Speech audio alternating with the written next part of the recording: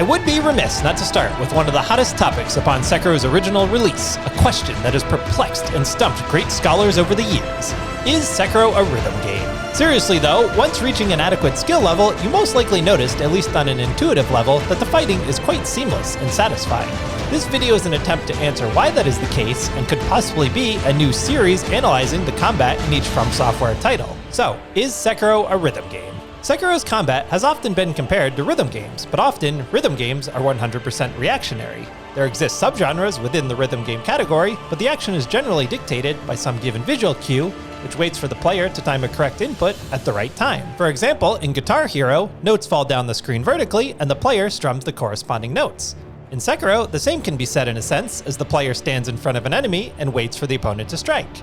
The player will now hopefully correspond by pressing the forward left bumper at the moment of impact in order to parry the enemy's attack via his katana, named Kusabimaru, bestowed upon him by young Master Koro. A successfully timed deflection results in an increase to your opponent's posture bar, as well as slows your own meter's build.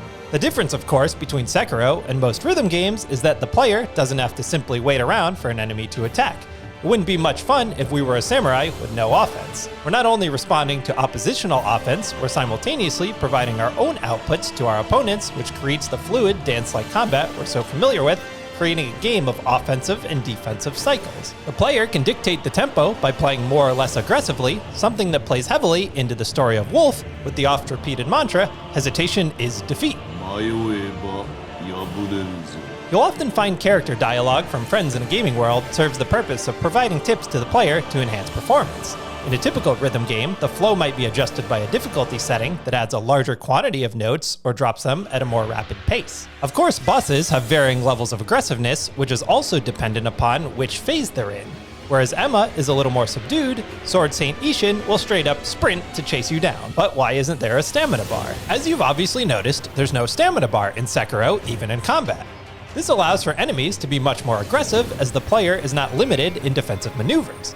If there were no stamina bar in Dark Souls 3, you could just infinitely block incoming attacks by simply holding the forward left bumper or spam roll as much as you please to avoid your opponent's offense. Along this vein, if your opponents were as aggressive in Dark Souls 3 as in Sekiro, your stamina bar would evaporate far too quickly. The absence of a stamina bar allows for a much quicker back and forth pace of play that helps contribute to the game's seamless combat. You'll quickly find out that simply holding the forward left bumper to guard will result in a rapid buildup of your posture meter, as the game does not want you to play defensively. In this case, the posture bar functions in a similar manner to the stamina bar if you were to simply block with a katana or sword in a Dark Souls game.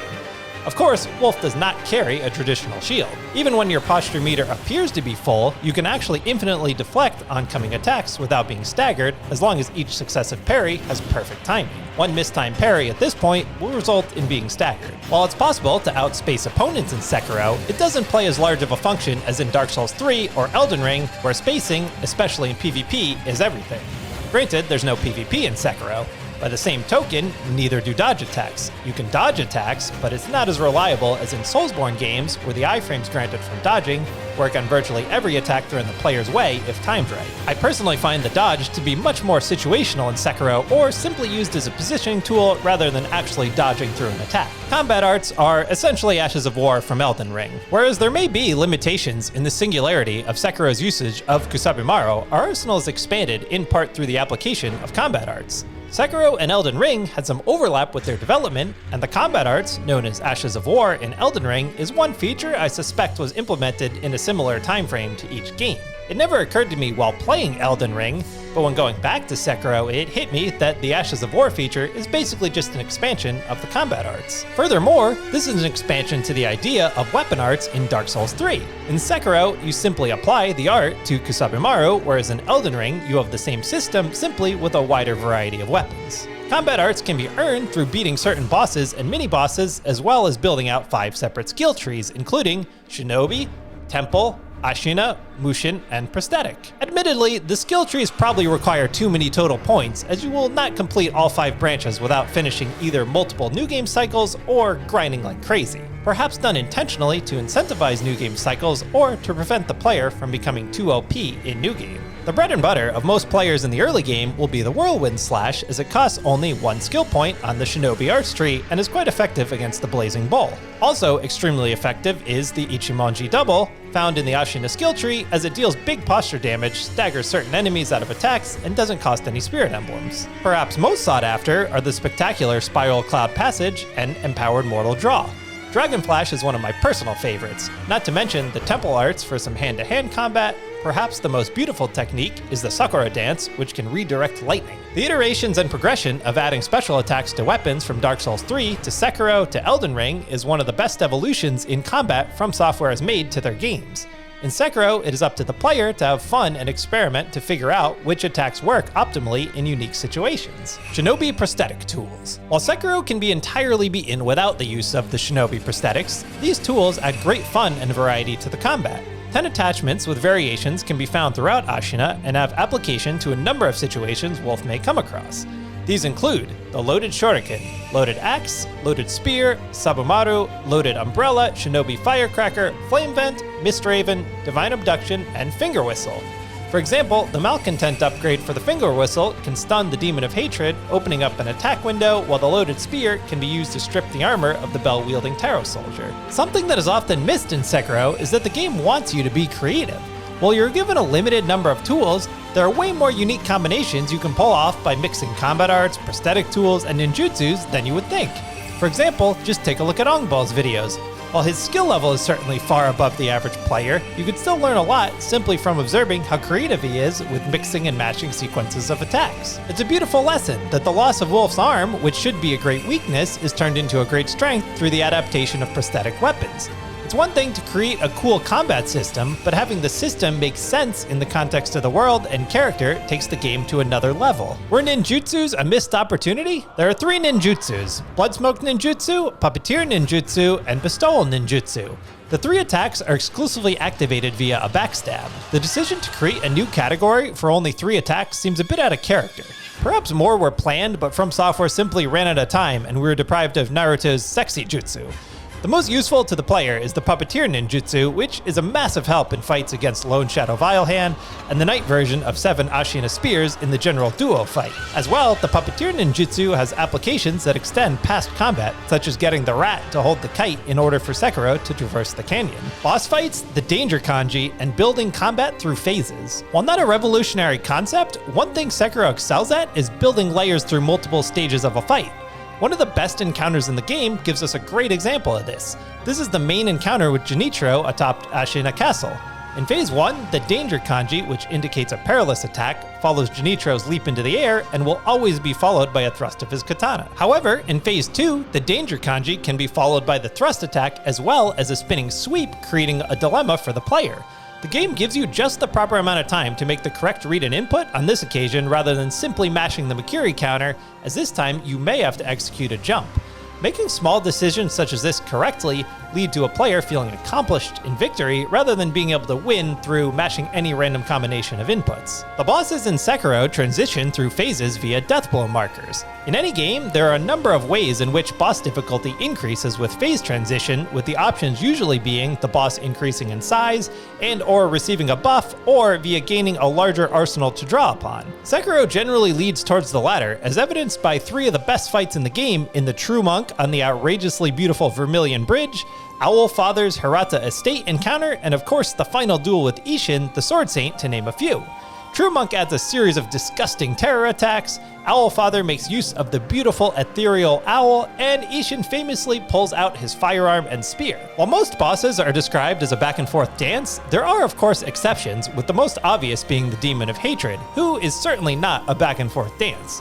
As many have pointed out, he's essentially a horrid mix of Manus, Father of the Abyss, from Dark Souls 1, and any number of Bloodborne bosses. Lawrence most notably comes to mind. In this scenario, Sekiro relies on building the demon's posture meter via inflicting damage rather than deflecting attacks, although deflecting attacks is possible as well. It should be noted that the more damage an enemy has accumulated in Sekiro, the faster their posture meter builds. With many bosses in Sekiro, you're almost making spontaneous decisions that are less calculated and almost executed in a subconscious flow state after the patterns are ingrained within you. When I made my Sekiro boss rankings video, it really hit me that almost every boss in the game, bar 1 or 2, is fantastic.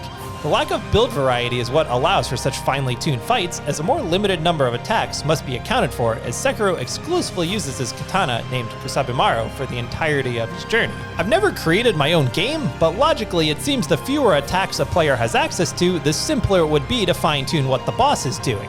I'd imagine programming a back-and-forth dance-like battle would be more difficult if the player had access to, say, Fume's Ultra Greatsword, for example. I mean, you could technically do this, and it does sound fun.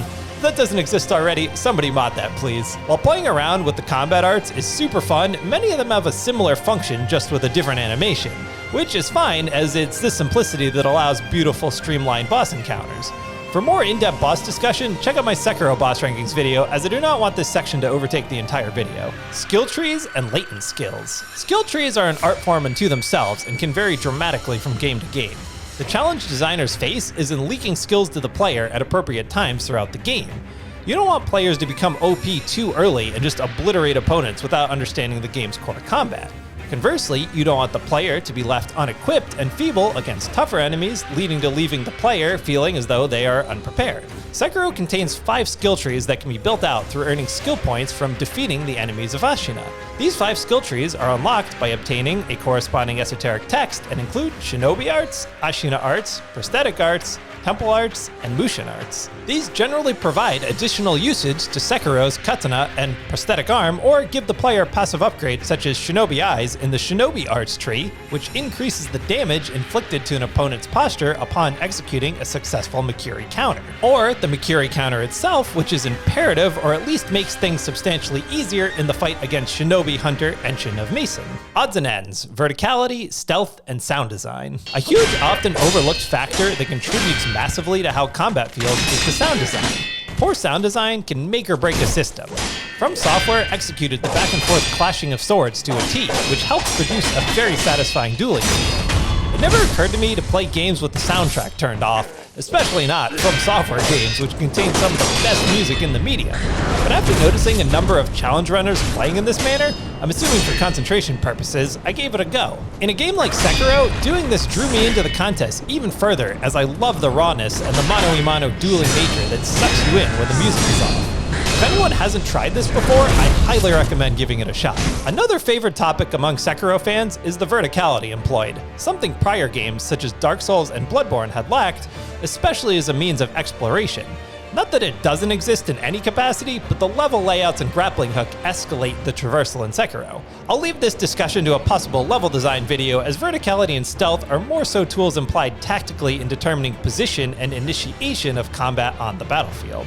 Next Saturday, we'll explore the combat of either Dark Souls 3 or Bloodborne. In the meantime, if you want to know about the legend responsible for these masterpieces, check out the video about the man himself, Hidetaka Miyazaki. Farewell, good hunter. May you find your worth in the waking world.